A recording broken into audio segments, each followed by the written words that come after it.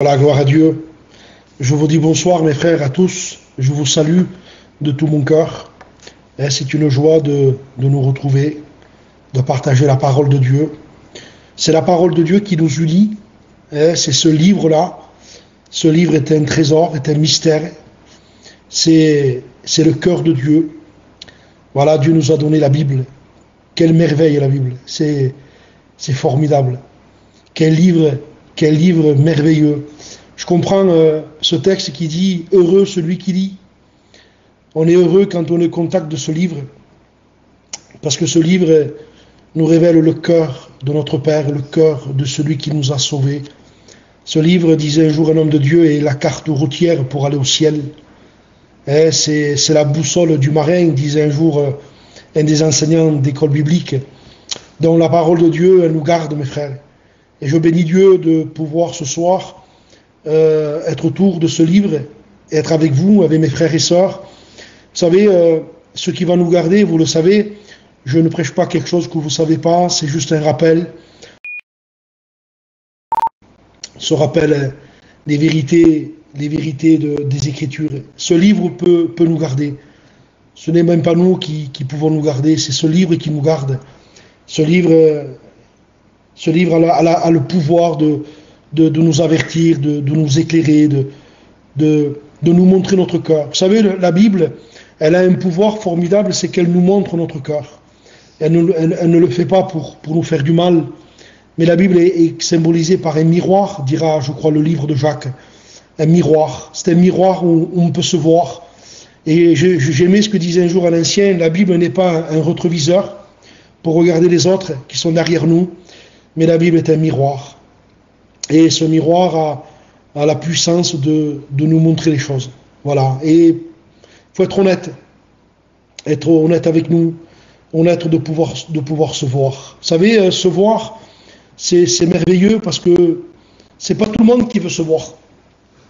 Il y a des gens qui veulent pas savoir, qui veulent pas entendre, qui veulent pas comprendre.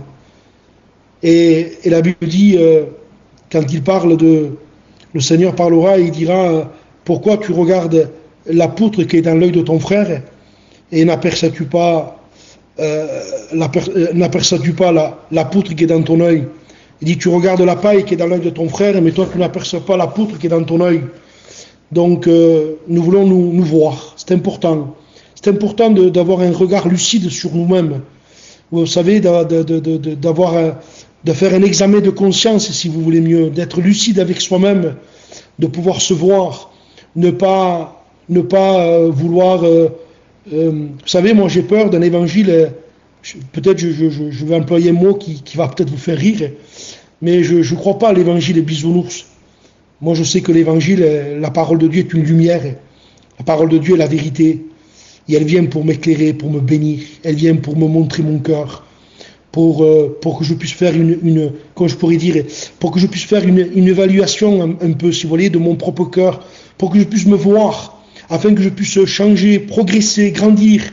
Et je crois que le but de ces réunions qu'on a sur les canaux sont des réunions de prière.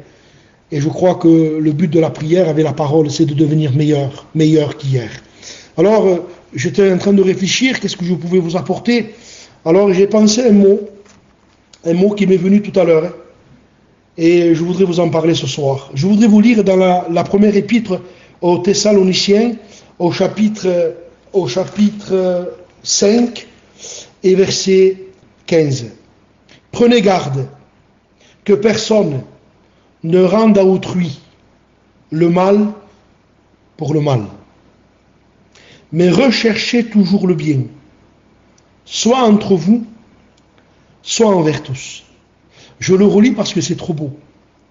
Prenez garde que personne ne rende à autrui le mal pour le mal, mais recherchez toujours le bien, soit entre vous, soit envers tous. Et il continue, et il dit, soyez toujours joyeux, priez sans cesse, n'éteignez pas l'esprit, ne méprisez pas les prophéties, mais examinez toutes choses et retenez ce qui est bon. Et abstenez-vous de toute espèce de mal.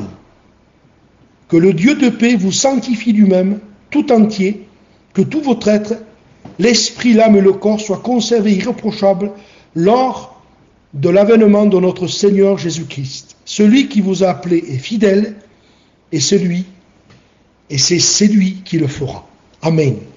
Alors, ce soir, mon sujet, il est simple. Je ne vais pas prêcher trop long ce soir, ce n'est pas le but. Mais je voudrais vous parler de faire toujours le bien. Parce que nous avons un Dieu d'amour, un Dieu qui ne fait que le bien. Dieu ne se venge pas. Dieu n'a pas de haine. Dieu est amour.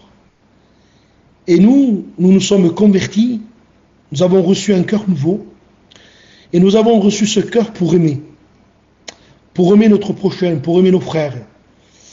Alors vous allez me dire, bien sûr, nous aimons nos frères, mais c'est difficile, mon frère, d'aimer les gens qui nous font du mal. Mais bien sûr que je ne vais pas vous dire que c'est facile, mais avec l'aide de Dieu, avec l'Esprit de Dieu, je sais que ce qui est impossible aux hommes est possible à Dieu. Et Paul dit, prenez garde que personne ne rende à autrui le mal pour le mal, mais recherchez toujours le bien, soit entre vous et soit envers tous. Et quand j'ai lu ce verset, j'ai pensé à David. Et je voudrais d'ailleurs vous prendre le passage. Je voudrais vous prendre 1 Samuel, chapitre 17 et verset 17. J'étais en train de penser, alors n'ayez pas peur, je ne vais pas vous faire tout le chapitre 17 et je ne vais pas vous parler du combat de David et Goliath, ça serait trop long. Mais je me suis dit, en lisant ce texte, et je me suis dit, et il y a un moment, cette réflexion est déjà venue dans mon cœur quand j'ai prêché sur David et Goliath. Comment David a fait pour tuer Goliath? Eh bien, la Bible nous révèle. La Bible nous révèle ce qui est caché. Dieu permet qu'on puisse le comprendre. C'est au verset 17 qu'on comprend comment David a fait pour Goliath. Je vous le lis, regardez. Isaïe dit à David, son fils, prends pour tes frères cet épha de grains rôtis et ces 10 pains et cours au camp vers tes frères. Porte aussi ces 10 fromages au chef de leurs milliers, et tu verras si tes frères se portent bien, et tu m'en donneras des nouvelles sûres. Et vous savez un petit peu le contexte de la vie de David. Vous vous rappelez quand David était en train de garder les brebis de son père, quand Samuel est arrivé à la maison pour pouvoir choisir donc le futur roi de celui que Dieu avait choisi. Alors Samuel arrive, et quand il arrive, vous vous rappelez de ce récit, hein, il voit Eliab et il se dit en lui-même, certainement que le oint de l'Éternel, c'est lui, il est devant moi. Et le Seigneur va parler, et il va dire une parole extraordinaire. Lorsqu'ils entrèrent, il se dit en voyant Eliab, certainement le oint de l'Éternel est ici devant lui. Et l'Éternel dit à Samuel, ne prends pas garde à son apparence et à la hauteur de sa taille, car je l'ai rejeté. L'Éternel ne considère pas ce que l'homme considère. L'homme regarde à ce qui frappe les yeux, mais l'Éternel regarde au cœur. Puis, il est dit que Isaïe appela Abinadab et le fit passer devant Samuel. Puis, il est passé, vous savez, un fils, puis deux, puis trois. Ils étaient quelques-uns à passer. Et chaque fois qu'un de ses fils venait vers Samuel, Samuel regardait Isaïe, dit, l'Éternel n'a pas choisi non plus celui-ci. Puis un autre venait, et Samuel dit, non, l'Éternel n'a pas non plus choisi celui-ci. Alors, Samuel était là, il devait se dire, est-ce que je ne me suis pas trompé? Est-ce que Seigneur, je suis au bon endroit? Puis Samuel dit, mais est-ce là tous tes fils? Et puis Isaïe dit non, il dit, je n'ai encore un, il est tout jeune, il est en train de garder les brebis là-bas. Alors Samuel dira, fais-le venir, je ne partirai pas tant qu'il n'est pas là, fais-le venir. Alors ils ont été le chercher, il est arrivé, et vous connaissez, quand David est arrivé, la Bible dit que le Seigneur a dit à Samuel, c'est lui, ouelle-le, c'est lui. Ah, ça me touche. C'est lui. Voilà l'homme que j'ai choisi. Pas un homme qui a de l'apparence, pas un homme qui, vous savez, qui a même plein la vue, mais un homme avec un cœur de berger, un homme avec un cœur plein d'amour. un homme qui aime. Vous savez, David a énormément souffert. On lui a fait du mal. Quand vous vous apercevez du mal qu'on a fait à David, de l'injustice qu'on a fait à David. Et David était un homme bon, un homme rempli d'humilité. Vous savez, mes frères, je vous le dis et je me le dis à moi, des fois on n'arrive pas à tuer Goliath parce que nous n'avons pas assez d'amour et d'humilité. Le Seigneur ne peut pas donner sa gloire aux hommes qui n'ont pas de l'amour et de l'humilité. Et je me suis rendu compte dans mon ministère et dans ma vie que parfois j'ai passé à côté de certaines bénédictions parce que j'ai manqué d'humilité et d'amour. Parce que Dieu se révèle dans l'amour. Dieu bénit les hommes au cœur humble.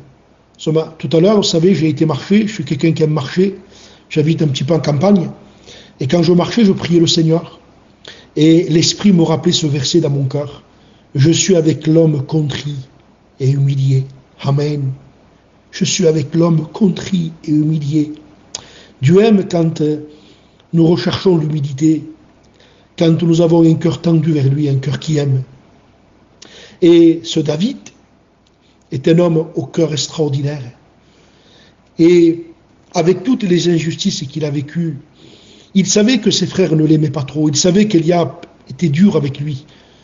Vous vous rappelez de récits, je ne prends pas le texte, mais vous vous rappelez quand David est parti au combat, Éliab l'a jugé, je connais ta malice, je connais ton orgueil, vous savez, des calomnies, des méchancetés sur lui. Et puis David, le texte dit, se détourna de lui. David était bon. Et David a pu tuer Goliath. Non pas parce que simplement il était choisi. On peut être choisi. Mais si nous ne sommes pas remplis de l'esprit d'amour et d'humilité, on ne pourra pas tuer Goliath. Et David est bon. Regardez ce verset, je vous le relis parce qu'il me bénit. Parce que moi, je l'aurais peut-être réagi autrement. Prends pour tes frères cet épha de grains rôtis et ces 10 pains et cours au camp vers tes frères. Moi, j'aurais dit comment? Tu me demandes de prendre de la nourriture pour mes frères, avec le mal qu'ils m'ont fait, avec toutes les injustices qu'ils ont commis contre moi. Tu me demandes de prendre de la nourriture pour mes frères. Tu me demandes en un mot de prendre un panier de nourriture. Et je rappelais dernièrement dans une réunion, je disais, vous savez, David un jour a eu le privilège, le Seigneur lui a donné la victoire. Il tenait dans sa main la tête de Goliath. Et je disais aux frères, vous ne pourrez jamais tenir la tête de Goliath entre vos mains si promis vous ne tenez pas un panier de nourriture pour vos frères. Et David était l'homme d'amour. L'homme d'amour. Et c'est ça mon message, mes frères. Excusez-moi si je m'exprime mal, mais Dieu nous appelle à aimer. Dieu nous appelle à pardonner.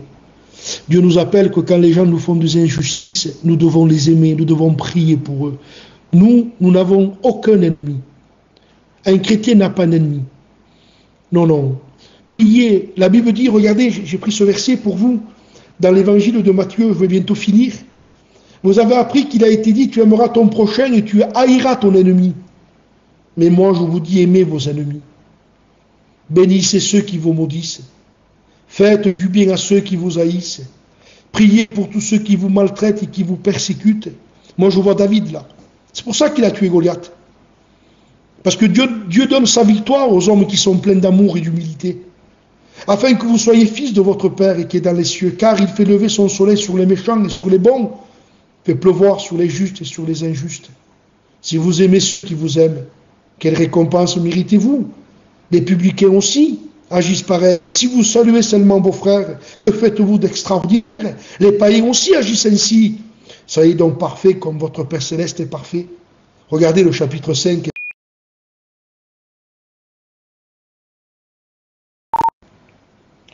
Je vous dis de ne pas résister aux méchants. Si quelqu'un te frappe sur la joue droite, présente-lui aussi l'autre. Si quelqu'un veut plaider contre toi et prendre ta tunique, laisse-lui encore ton manteau. Si quelqu'un te force à faire 1000, fais-en 2 avec lui. Donne à celui qui te demande. Ne te détourne pas de celui qui va emprunter de toi. Ça veut dire fais toujours le bien. Fais toujours le bien. Je relis mon texte, parce que je vais finir. Prenez garde que personne ne rende à autrui le mal pour le mal. Je voudrais m'adresser à mes frères et sœurs avant de finir. si vous subissez des injustices, si les gens vous calomnient, si les gens vous font du mal, demandons à Dieu dans la prière que Dieu nous remplisse d'amour pour aimer notre prochain. Vous vous rappelez la parabole dans l'évangile de Luc? Je vous prends que la fin, regardez. Alors, ce n'était pas prévu. Je l'ai là, regardez. Évangile de Luc, chapitre 10 et verset 37. C'est l'histoire de la parabole du bon samaritain. Le bon samaritain qui était là et qui voyageait, il voit un homme qui est blessé. Un homme qui est blessé sur le chemin. Quand il le voit, la Bible dit qu'il fut ému de compassion pour lui. Alors, la Bible dit qu'il y avait un sacrificateur, puis un lévite qui sont descendus par le même chemin. Et le texte dit, il passe en outre. Et regardez la fin. Lequel de ces trois te semble avoir été le prochain de celui qui est tombé au milieu des brigands? C'est-à-dire, il y a quelqu'un qui est dans le besoin. Il y a quelqu'un qui a besoin d'être aimé. Il y a quelqu'un qui a besoin d'être pardonné. Il y a quelqu'un qui a besoin d'être aidé. Alors, l'homme répond, c'est celui qui exerce la miséricorde envers lui. Seigneur, c'est celui qui a exercé l'amour. Répondit le docteur de la loi. Et Jésus lui dit, va et toi fais de même. Voilà à quoi nous sommes appelés. Je suis appelé à aimer. Mon cœur, moi, n'a le droit que d'aimer. Mon cœur n'a pas le droit d'haïr. Mon cœur n'a pas le droit de maudire. Il y a un passage qui dit dans le livre de Jacques, je crois, en parlant de la langue, il dit, par elle, nous pouvons bénir le Seigneur, mais par elle aussi, nous pouvons maudire les hommes faits à l'image de Dieu. Et Jacques dit, mes frères, qu'il n'en soit pas ainsi parmi vous. Non, mes frères, que Dieu nous accorde grâce. Si parfois, dans notre cœur, nous avons senti de la colère, ou de, je ne sais pas, peut-être de la haine, on n'a pas voulu pardonner, eh bien, ce soir, on peut se repentir. Dire non, Seigneur, je ne veux pas un cœur comme ça, je veux le cœur de Dieu, moi. Je veux ton cœur, Seigneur. David était appelé l'homme selon le cœur de Dieu. Je vous dis, c'est pour ça qu'il a tué Goliath. C'est parce qu'il était rempli d'amour. Il était rempli de pardon. Il était capable de prendre un panier de nourriture pour ses frères, même pour ses frères qui lui avaient fait du mal. Et quand il est arrivé, vous savez, j'ai lu ça et je finis maintenant. Voilà ce que je me suis dit. Mon père m'envoie pour amener de la nourriture à mes frères. Puis, je le fais. Je prends mon panier, puis j'amène ma nourriture. La nourriture. Je pose le panier, je fais un petit peu le false, vous savez. Je pose le panier, puis je m'en vais. Mais regardez ce que dit Isaïe. Porte aussi ces 10 fromages au chef, et tu verras si tes frères se portent bien. Non simplement, je ne te demande pas d'apporter de la nourriture, mais je te demande de voir s'ils se portent bien. C'est-à-dire, intéresse-toi. Et vous savez, mes frères, si on n'est pas intéressé pour aimer notre prochain, on n'est intéressé par rien. Parce que la Bible dit que Dieu a tant aimé le monde qu'il a donné. Et nous avons reçu l'amour de Dieu dans nos cœurs. Donc nous devons aimer. Amen. Je finis avec mon texte, les frères, et on prie le Seigneur. Prenez garde que personne ne rende à autrui le mal pour le mal. Je vous en supplie ce soir, je vous le dis à vous et à moi. Ne rendons pas le mal pour le mal. Mais recherchez toujours le bien. C'est ce qu'a fait David. Mais recherchez toujours le bien. Soit entre vous, soit envers tous. Et qu'est-ce qui suit quand on fait le bien, quand on s'attache à Jésus, quand on aime et qu'on demande à Dieu de l'amour pour aimer, quand on fait ce qui est juste, mais ça suit. Soyez toujours joyeux. Parce que quand on aime les gens, on est heureux. Vous savez que quand on n'aime pas, on est malheureux. Un cœur qui n'aime pas est malheureux. Un cœur qui ne pardonne pas est malheureux. Alors il dit, soyez toujours joyeux. Bien sûr, priez sans cesse. Parce qu'on ne peut pas prier sans cesse. Je voudrais finir avec ça. On ne peut pas prier sans cesse sans obéir à Dieu. Vous ne pouvez pas prier sans cesse si vous ne pardonnez pas. Vous ne pouvez pas prier sans cesse si vous n'avez pas de l'amour pour vos frères. Il est important, mes frères. Et c'est le dernier message de notre Seigneur quand il est parti. Jésus disait, aimez-vous les uns les autres. Amen.